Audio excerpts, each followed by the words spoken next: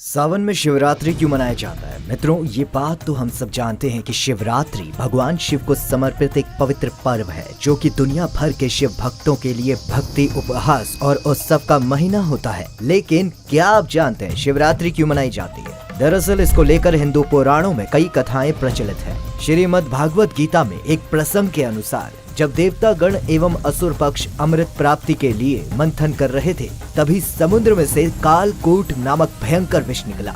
ये विष इतना खतरनाक था कि इससे समस्त जगत भीषण ताप से पीड़ित हो गया। देव दैत्य तो बिना पिए ही उसे सूंघते मात्र ही बेसुध हो गए और अगर इसे फेंका जाता तो संपूर्ण सृष्टि का विनाश हो जाता। तब भगवान शिव ने संसार को इस मुसीबत से बचाने के लिए विष को अपने हाथों में लेकर पी गए, किंतु उन्होंने इसे निगला नहीं, क्योंकि वो जानते थे कि उनके हृदय में रहने वाले भगवान को ये विष तनिक भी नहीं रचेगा, और संपूर्ण विष को अपने गले में रोक लिया।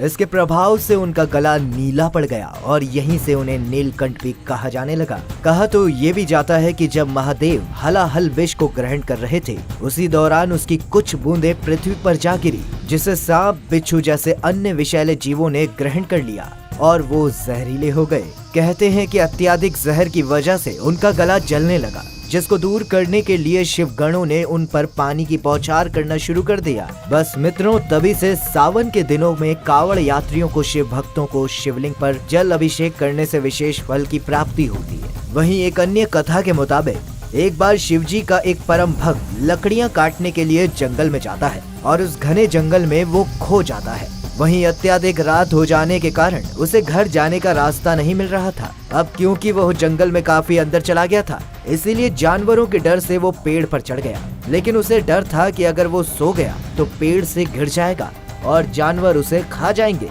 इसीलिए जागते रहने के लिए वो रात भर शिवजी का नाम लेकर पत्तियों को तोड़कर गिराता रहा। वहीं जब सुबह हुई तो उसने देखा कि पूरी रात उसने हजारों पत्तियां तोड़कर शिवलिंग पर गिराई, और जिस पेड़ की पत्तियों को वो तोड़ रहा था वो और कोई नहीं बल्कि बेल का पेड़ था।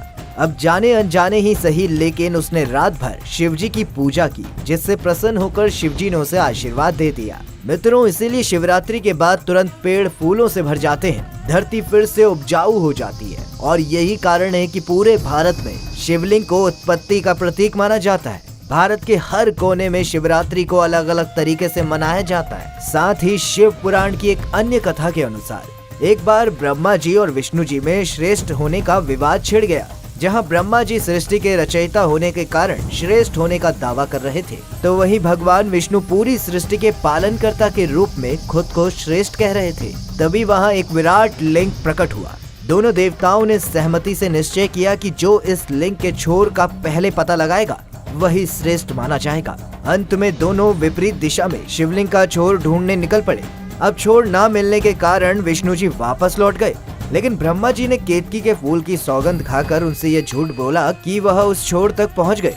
ब्रह्मा जी के असत्य को सुनकर स्वयं शिव जी वहाँ प्रकट हो गए और उन्होंने ब्रह्मा जी का एक सिर काट दिया और केतकी के फूल को श्राप दे दिया कि शिव जी की पूजा में कभी भी केतकी के फूल का इस्तेमाल नहीं होगा।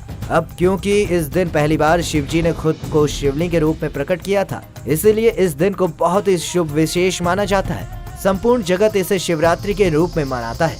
मान्यता है कि इस दिन शिव जी की पूजा करने से व्यक्ति को सुख समृद्धि प्राप्त होती है।